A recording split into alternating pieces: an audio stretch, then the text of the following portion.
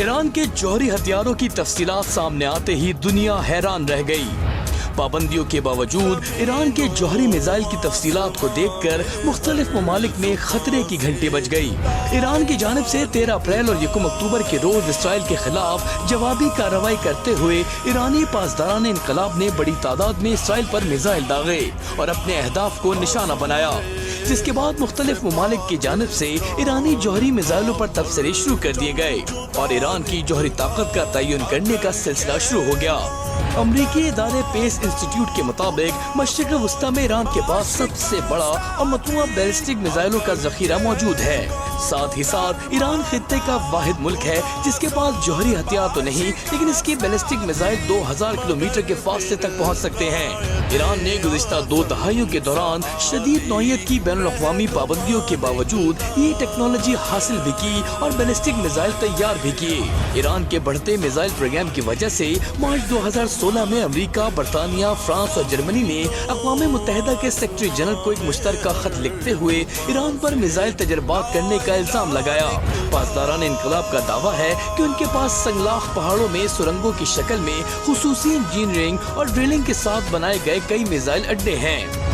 सन 2014 में पहली बार IRGC फजाइया के कमांडर ने ऐसे मिसाइल अड्डों के बारे में बात की थी जो ईरान के मुख्तलिफ सूबों में जमीन से 500 मीटर नीचे तक की गहराई में बनाए गए हैं। ईरान की मुसल्लह अफवाज खास तौर पर पासदारान इनकलाब की एरोस्पेस फोर्स, रॉकेट और क्रूज और बैलिस्टिक मिसाइलों की एक वसी रेंज तैयार करती है। बैलिस्टिक मिसाइल ईरान में तैयार किए जाने वाले मिसाइलों की सबसे अहम किस्म है। बैलिस्टिक मिसाइल ऊंचाई पर और एक कौस में प्रवास करता है। इसकी फायरिंग के 3 मरहले होते हैं। दूसरे मरहले में इसकी रफ्तार तकरीबन 24,000 किलोमीटर फी घंटा तक हो जाती है।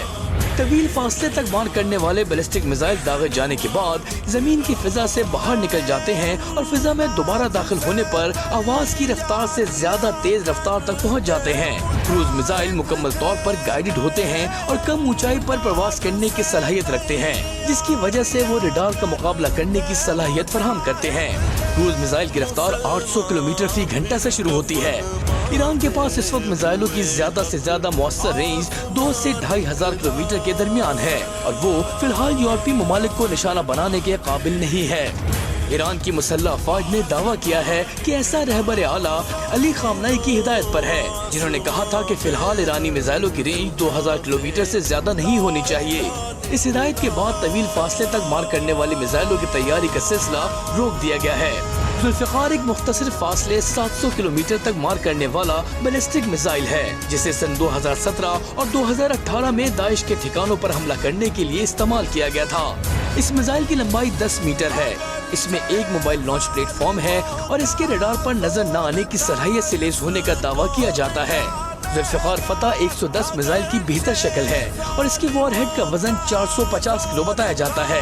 ईरान ने पहली बार फतह मिसाइल को बैलिस्टिक और क्रूज दोनों जमरों में हाइपरसोनिक मिसाइल के तौर पर मुतारफ कराया।